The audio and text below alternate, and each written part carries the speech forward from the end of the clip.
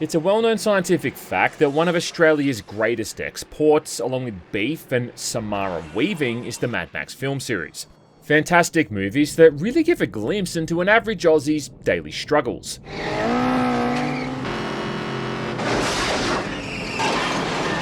2015 also saw the release of arguably the best movie in the franchise with Mad Max Fury Road, a movie that asks the question, is there such a thing as too many chase scenes? The answer being no. No, there isn't. Anyway, more than that, it was also the year that we got Avalanche Studios' aptly named Mad Max, the first video game based off the franchise and letting you play as the titular character, with there even being references to locations and factions from Fury Road, telling an entirely unique story and having its own cast of wacky characters. All made by the people who worked on the Just Cause series, games known for their large open sandbox maps, which is the perfect template for a game set in the Mad Max universe, and one that I think's aged surprisingly well for the most part. Now, I did actually do a video on this thing back when it first launched, which people who are fans of my channel are probably going to remember. However, the problem was that back then I kind of rushed through it because I was really trying to get a video out early to take advantage of all the hype around its launch.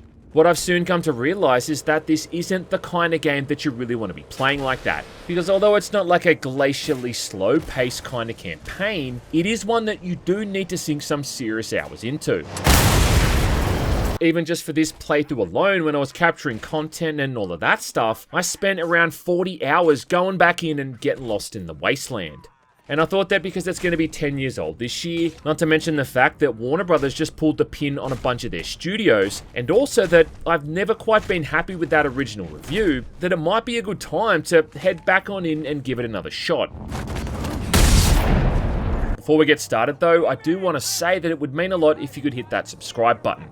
I'm aiming to reach 1 million subs this year, and every single sub counts. Sound good? Alright, let's get into it.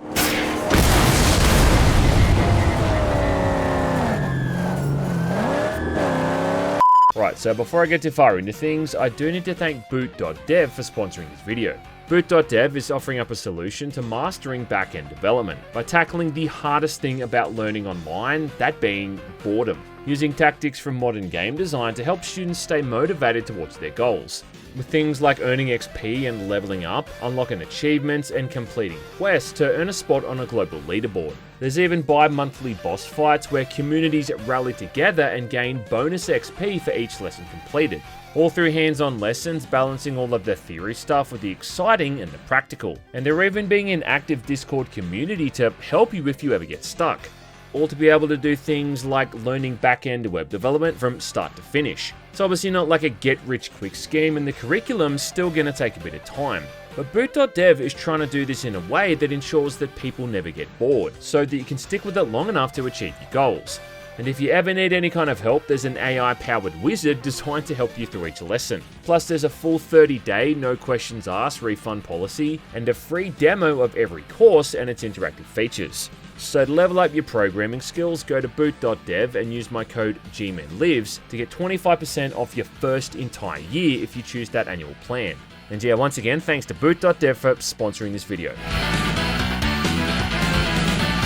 Right, so more or less, as soon as you start a new story, the whole thing goes from 0 to 60, with a seamless prologue sequence where Max is being chased by a bunch of war pups in his V8 Interceptor. Seems like he's got things under control at first, before he's soon overwhelmed, and then comes face to face with the big bad named Scrotus. Guy who's actually one of the sons of Immortan Joe from Fury Road, leaving Max for dead, as well as trying to get away with his car. Yes, the fox who thought he'd plunder from Scabra Scrotus. But if Max is known for two things, it's his high pain tolerance and his ability to be so mad that he just refuses to die, meaning he's able to quickly recover and chase after Scrotus, before then getting into an epic showdown with the guy where he even shoves a chainsaw through his fucking skull. That's rad. Oh yeah, and this is all in the first 2 minutes of the game, by the way. However, yet again he's overwhelmed and left for dead in the middle of nowhere, soon meeting up with Scrotus's former guard dog, who quickly takes a shining to him. And then after a really cool little title sequence, he soon meets Chum Bucket, the lovable, deformed little sidekick who sees Max as this prophetic saint. Please, don't kill Chum Bucket, please. Hey. Who is destined to work alongside with to create something he calls the Magnum Opus, which really is just a fully sick car in progress that Chum sees as this religious icon that has some kind of epic biblical purpose. This ain't a car. It's just a mess of parts. Really though, it just explains why the guy's so obsessed with Max. And though he kind of does look a bit like a skinned testicle, there's something about him that just makes his personality so endearing. Don't go stray. No, I won't. I know you'll find me and dismantle me. I know. Chum Bucket's not stupid. He's also around for the entire game as well, constantly sitting in the back of the Magnum Opus and directly controlling all of the weapons as well, even commenting on your actions during the gameplay. I mean, he's like the best friend that you never asked for, but know that you also couldn't live without. And you can't spell Chum Bucket without spelling chum, even if he does mispronounce the dog's name Dinky Die as Dinky D. Dinky D's alive! Well, look, all I'm saying is that in my entire life, I've never heard a single Australian pronounce Dinky Die as Dinky D. That's all I'm saying. That's a bloody outrage, it is! He's even a canon character too, even showing up in Furiosa for a brief sequence. The other figure that Max interacts with is a mysterious guy named Griffer, who seems to be some kind of spiritual figure with an alarming amount of knowledge about Max's past. He serves as a way of letting you upgrade some of Max's abilities, but also asks a few burning moral questions, dealing with his ultimate goal of finding this mythical plains of silence. You've come to Griffer for a reason. Deep inside, twisted around horrors from which you run, lies your strength. Yeah, because Max's dream at this point is just to find a nice, quiet spot where everyone is just gonna leave him alone. Yeah, something all introverts can aspire towards. You know nothing of me. However, to get there, he's gonna need to drive across the desert. And unfortunately, at the beginning there, that Magnum Opus is little more than just a chassis held together by nuts and bolts.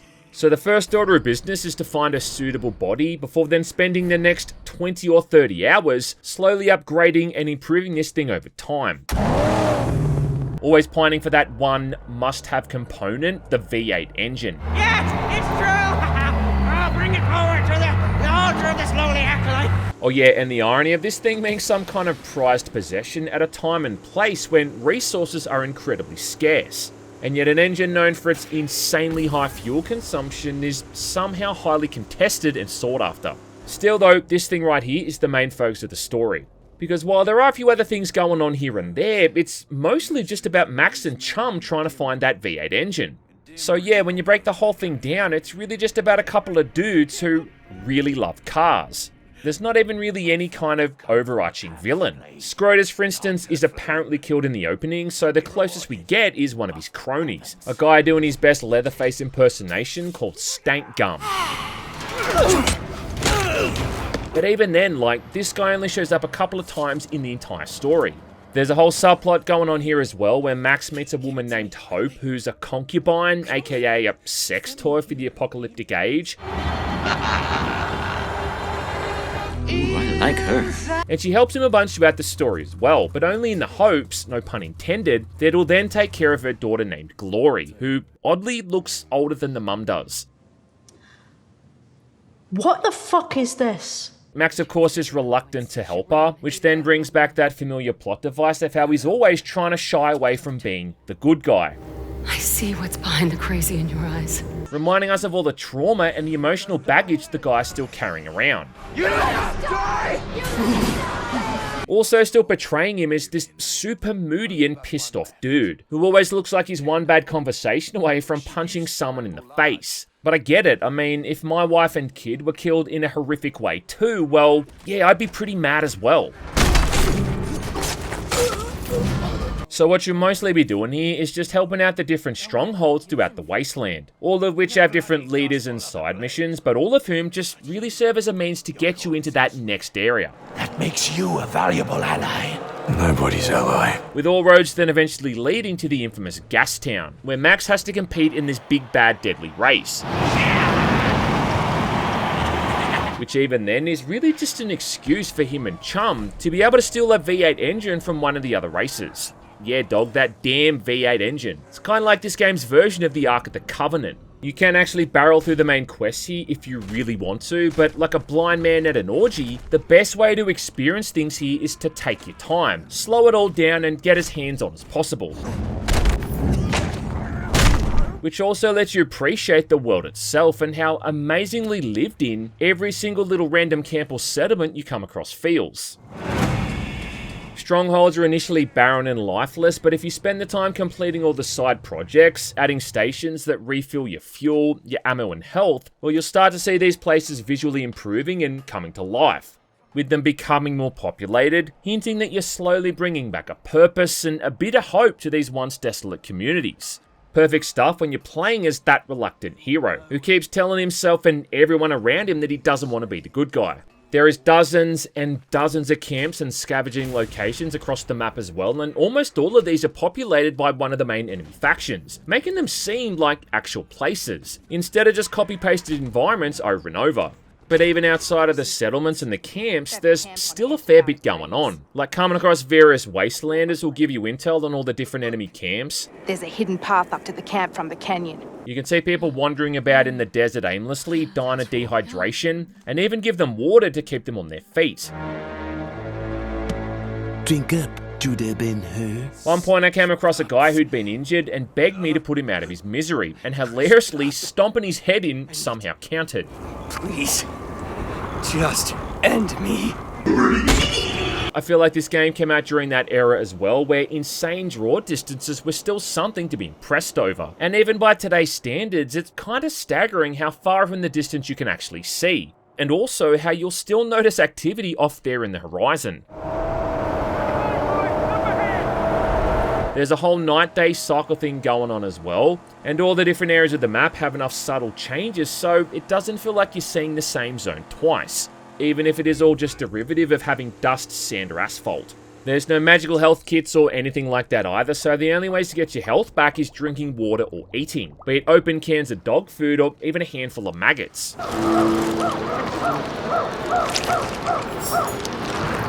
Hungry fella? And it all just helps it to feel like this truly unforgiving world, where you need to scrape by to just even survive. Then you get those moments where there's these vicious sandstorms or electrical storms, and the entire world becomes this even more hostile backdrop, with Max even covering his face from this incoming barrage of the elements. And this shit is like something out of the Stalker games, where you more or less have to go indoors or run the risk of getting smacked about by all these anomalies. What I've also done the last couple of times I replayed through this as well was update Max's facial hair the further I got into the story, bit by bit there with all those different unlocked cosmetics. So that by the end of the game, he's got a full-on hobo look, capturing as well how the dude's been out there in the wasteland for God knows how long. Kinda comes back to what I said earlier on how you really need to spend the time getting immersed in the world and not just trying to rush through the whole thing, like I did. It's somehow both empty and lonely, but then populated at the same time, and it's a vibe that few open world games have truly captured, and even fewer have mastered. And even just driving around in first person mode is an absolute mood.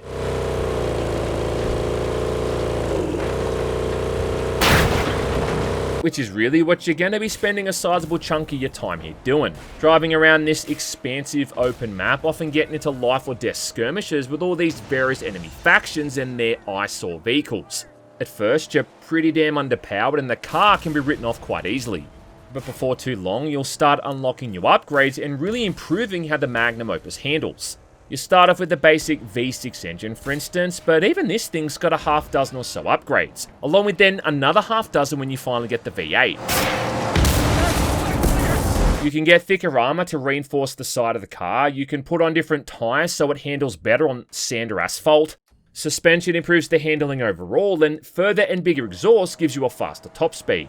But there's never like a one-size-fits-all loadout either, considering that heavier armor inhibits your speed and handling. So you kind of got to decide if you want to drive around in a bit of a tank or be more nimble and harder to catch, like chlamydia. When it comes to offensive options, you got a whole bunch of different tools there too. For starters, you can either ram into oncoming vehicles with your grill or swerve into them from the side. Max's shotgun can be fired out the window, drive-by style at nearby vehicles, and is actually quite effective, letting you target things like wheels, tires, or even the fuel tanks on the back. which always ends in a pretty damn nice looking explosion. But also in hindsight, something that's a pretty damn stupid oversight. You know what I mean? Putting an incredibly volatile and easily destroyed flammable component on the back of a car, completely unprotected. I mean, they may as well have put a neon sign on this thing saying, "Hey Max, shoot here." As a result, being on foot can often be more effective than being in your car, on account of how easily you can just target those fuel tanks with a shotgun. Apart from that, you got access to a grappling hook, a sniper rifle, and then eventually the Thunderpoon, which, funnily enough, is the same nickname I gave your mum. Now, the grappling hook is mostly used for tearing down scarecrows and other structures, whereas the rifle is handy for getting rid of all the various snipers hidden around the wasteland. And then finally, the Thunderpoon is more or less like a mini rocket launcher, and one again that has a really nice habit of making things explode. During the first hour or so, you've got to keep an eye on your car's fuel gauge, but later on, this pretty much becomes a complete non-issue. I do feel like the game kind of teases you with the convoys early on too, seeing as you're quite literally unable to take on some of these until you've got some hefty upgrades, and even then, like, it can often be a pretty drawn out process. So yes, while it is pretty piss weak at first, the more time you spend in upgrading and maxing the Magnum Opus out, the better it gets. To the point that it'll destroy even the most armoured vehicles in a single hit. And part of what makes this vehicle combat so damn good is because of just how cathartic and satisfying those explosions are. I mean, it really is the kind of stuff that rattles your eardrums and your ball sack. It's just that combination of the sound design with these gorgeous looking particle effects, which even by today's standards could totally stand up. Just does a great job of emulating the pure carnage we got in the various chase scenes in the films. Like I said before, driving around in first-person mode is an absolute vibe as well, and it's a bit of a shame the FOV is so hindered, because it is so much fun driving around and taking down the convoys like this. I mean, seeing a war pup leap onto your car before you blast him off with the shotgun, along with then taking out that final vehicle in the convoy and doing a power slide to spin back and loot the remains, it's just like a kick-ass feeling. You really makes you feel like you're playing as Batman or something.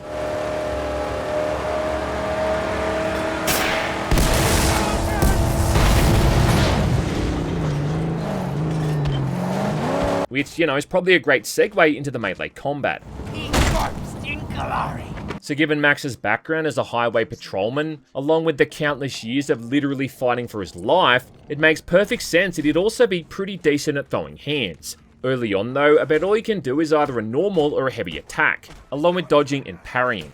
And the combat's always gotten a lot of comparisons there to the Arkham games, which is fair in some regards, but also not entirely accurate. I mean, it is similar in the sense that they both have combat against multiple enemies at once, and rely heavily on parrying to avoid incoming hits.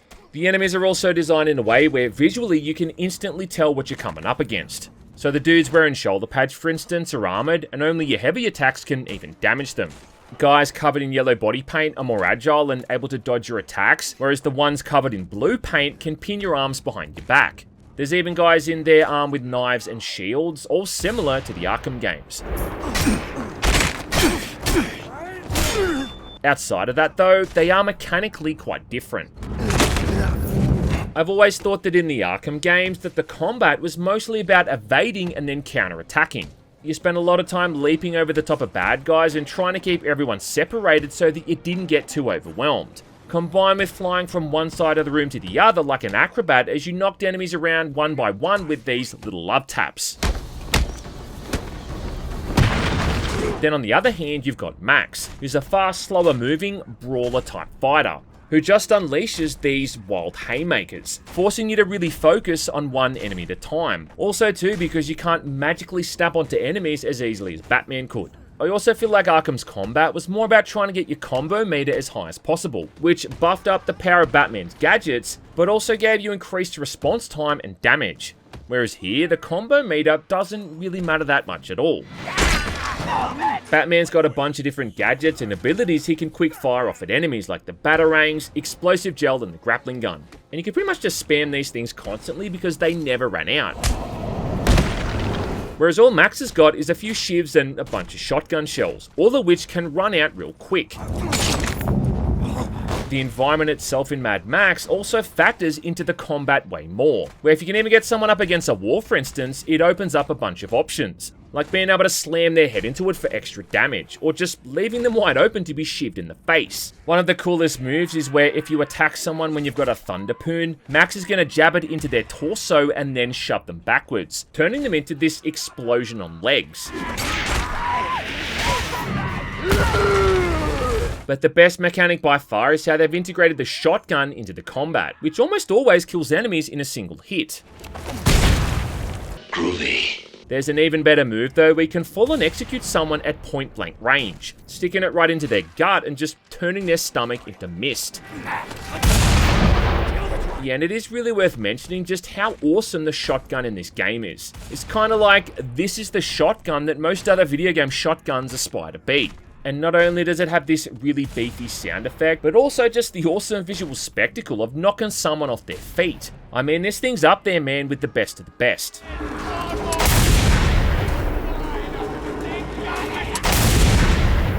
I feel like even the parries in Mad Max have more skill to them than the Arkham games. Seeing as to pull off a perfect parry, you'll need to wait until the very last moment or else it's just going to miss entirely. And then perfect parrying is even going to let you pull off cool looking reversals and other moves. Not to mention just having some really dope animations. Like this one here where Max does some kind of sick looking jiu-jitsu move and arm bar someone to the ground.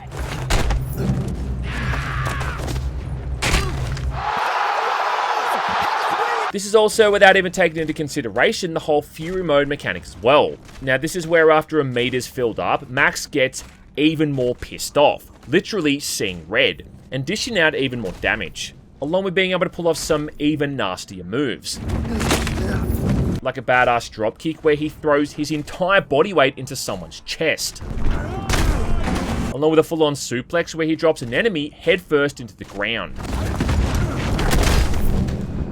Ouch down, population you, bro! And that's another thing too, is how in the Arkham games, a lot of Batman's attacks felt more like you were just lightly tapping someone on the face, before you then got to that moment where it went all slow motiony and you delivered that final crushing blow, the one that actually felt like it had some weight behind it. Whereas in Mad Max, every single melee attack has that kind of impact, really making it feel like you're bludgeoning someone to death blow by blow, which you are. It's like Batman's fighting style is the result of decades of mastering various forms of combat and combining it all with these various gadgets into this almost choreographed display of martial arts. Whereas Max, on the other hand, he fights like a rabid dog trying to tear its way out of a cage, and that cage happens to be a half dozen inbred bandits whose parents also happen to be their siblings.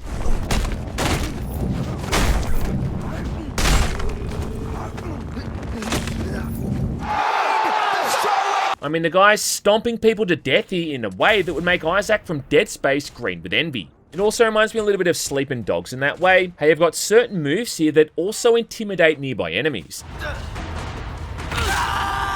A lot of which again involve the snapping of arms or legs. Finally, let's also consider that Max is outright killing the people that he's fighting. Even though Batman might injure someone to the point that they'd need months, if not years, of rehabilitative care and reconstructive surgery, the fact remains that they're still alive at the end of the day. However, it's not like Max can really unsnap someone's neck or unshiv their throat, is it? Now, that's not to say that the combat in the Arkham games is bad in comparison, because it's really not. I mean, I love those games. But I guess my point is that it's always kind of pissed me off how people say the melee combat in Mad Max is literally the same thing, when it's really not. And all you need to do is anything other than a cursory, surface-level glance to see that. I think the main issue there is the overusage of the word literally in modern internet culture, but that's a whole different argument. I also feel like with the combat in Mad Max that they almost want you to take a hit at times. Now, that's not to say that Max ain't a great fighter. I mean, the guy can clearly hold his own, but at the end of the day, he's still just supposed to be a regular bloke. So it does make sense that in a chaotic fist fight where he's outnumbered 10-1, that eventually someone's gonna get a lucky hit in.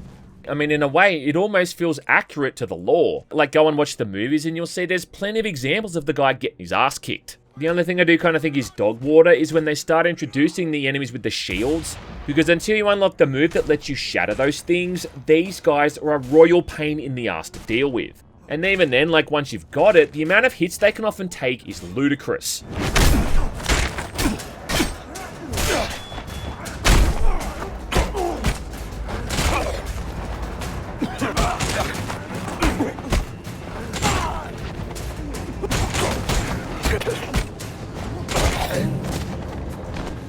The little feral enemies are also total assholes as well, and these guys just completely mess with the flow of the combat, throwing things off completely with their irrational behaviour. There's other bizarre issues here too, like the amount of times you'll take a hit from someone when you're in the middle of an animation or a combo that you've otherwise got no way to break out of.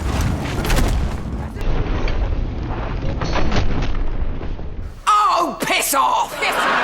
And I get that maybe this has been done to make the combat seem more realistic, like in the sense that if this was real life, enemies wouldn't be standing around waiting for their turn to hit you. The only thing is, and I don't know if you know this isn't real life, it's a fucking video game. And I feel like there needs to be some kind of leeway on mechanics like this, or else it just kind of decentralizes you from using these kind of moves. You know what I mean? If there's a chance that you're gonna take a cheap shot from an enemy while you're doing it. Still though, overall, I find the combat highly enjoyable. And I really like how by the end of things, when you've maxed out Max's armor and knuckle dusters, how you can really just go around bullying all of these brain-dead bandits with complete ease. Which does bring me on though to the main problem the game has, and that's this constant grind for scrap and the repetition in the gameplay. Because despite the sheer amount of missions and things to do on the map, at the end of the day, you're really just doing the same few activities over and over and over. Be it clearing out all the various enemy camps, taking on the different vehicle convoys, or taking out scarecrows or sniper nests.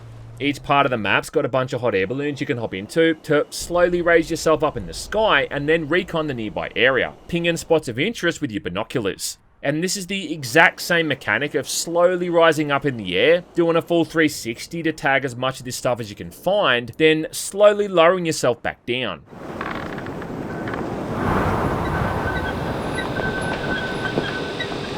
But it is the constant quest for more scrap metal where the grind here just becomes fucking insane. And I really can't overstate just how much of this stuff you need to collect. The reason is because for every single upgrade for both Max and the Magnum Opus uses this resource, and you'll need tens of thousands of this stuff to upgrade everything. However, you mostly only get 10, 15 or 20 pieces at a time through the pickups. Once you've taken over a camp, it's then going to generate 20 scrap per camp passively, but even then, like even if you've done like a dozen of these, that's only going to be about 240 scrap all up, and this is only delivered every half hour or so. You can find vehicles out in the wasteland loaded up with this stuff as well, and if you then deliver it back to a stronghold, you'll get a huge bonus, which I think is about 500 or so pieces all up. But these are super rare as well, with there only being about 5 or 6 in total throughout the entire map. If you can hold out during a storm, it'll often leave behind 3 crates, which has around 300 or so scrap in each. But again, storms are also kinda rare. And I think in like the 30 or so hours when I was replaying the campaign, I had about 4 or 5 of these things, tops. Now to put it into perspective, some of the later upgrades can cost anywhere from 1,000 to 4,000 scrap. And then consider too that every single stronghold needs a donation of 3,000 scrap to fully max them out. Oh, shit. So yes, it is an insane grind, and there's really no way to get around it unless you want to cheat. In fact, I still remember how I used to leave my computer on overnight so it'd generate scrap passively and give me a bit of a bonus when I woke up. They also used to have this mechanic where it would generate scrap at the strongholds once you'd finish one of the projects, but since Warner Brothers have shut the servers down, this mechanic doesn't even work anymore. So yeah, thanks Warner Brothers, you fucks. I think what's not helping either is that every single upgrade is tied to this resource. And I mean, it makes sense that the Magnum Opus is going to use scrap metal for upgrades, you know what I mean, being a car and all, but I do think that Max's personal upgrades should have been tied to something else. Like maybe it could have been about spending experience points based off the whole ranking system, considering too that a lot of Max's moves and abilities are tied to what his current Wastelander level is, and you can't even unlock some of these until you've reached certain ranks. But I guess they thought it was a better idea that upgrading Max so he has a better jacket or a new combat move should somehow cost scrap metal as well. The final thing I do want to bitch about is how the story ends. And even 10 years on now, I still hate the ending for this game. Yeah. Only because of just how utterly depressing the whole thing is. Oh, never promised you nothing. It's the kind of ending where everyone loses, and even though Max technically wins, even he still loses as well. Very well. Without spoiling anything, he just comes across as this incredibly selfish asshole, and it's about the only other thing that's ever really felt off to me. And while I know that he's always been portrayed like that in the movies, there's still those points in the story where he finally, reluctantly relents and helps out the good guys, putting aside his own grievances and working together for the greater good. I'll drive that tanker. Before then, after everything's done, just kind of sneaking away into the background into his own self-imposed solitary confinement. And it's like the story has all of the hardship, the tough times, and then the tragedy, but it's like they forgot to write in all of the uplifting stuff. The stuff that makes you feel that, although the world has gone to hell, just for that brief moment we can enjoy a small victory. Ain't we a pair? Raggedy Man. It also lacks any real major set pieces, with most of the missions being little more than just driving around and getting into the odd battle against other cars. Early on, there's a cool sequence after you've stolen the Magnum Opus body from the Buzzards faction and need to make it out of their base without getting blasted to smithereens. And one of the coolest missions in the game, without a doubt, is one where you need to head into the Underdune, which is a series of subway tunnels and an airport buried beneath the sand. A sequence which at times is outright horror, as the buzzards stalk you throughout the area while you're moving through the darkness. That's just a bunch of mannequins. Before another really awesome and harrowing escape where you'll be desperate to see the sunlight. But the penultimate infamous race at Gastown near the end is really just kind of underwhelming. And if you spend any time at all upgrading the Magnum Opus, it's likely to be over in a matter of minutes, if not less. All of the boss fights are just the same patterns over and over. You dodge roll to avoid their powerful attacks and then just hit them back when they're stunned. You might be able to bait them into fire sometimes or explosive barrels, but really that's about it. You just do the same thing over and over for the 6 or 7 of them in the game until they're all killed. And these are the kind of reasons as to why, despite how much I've genuinely come to love this game, it really still is far from being any kind of masterpiece. And it's a damn shame as well off the back of that the sequel got cancelled, because it means that Avalanche never really got the chance to try and improve all this stuff with the follow-up. What's kind of funny to think about though is that Avalanche Studios more or less made a quasi-sequel to this anyway when they made Rage 2, which features the same kind of premise and world, only this time with more of a focus on the shooting as opposed to the melee combat. Still though, it was an experience that really captured the feeling of raw carnage and the violent, brutal encounters that you could totally see Mr. Max Rocketancy getting himself involved in.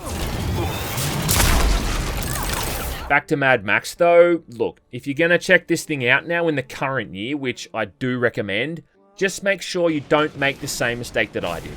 Take your time, don't rush through things like a complete idiot, and always put your trust in the shotgun.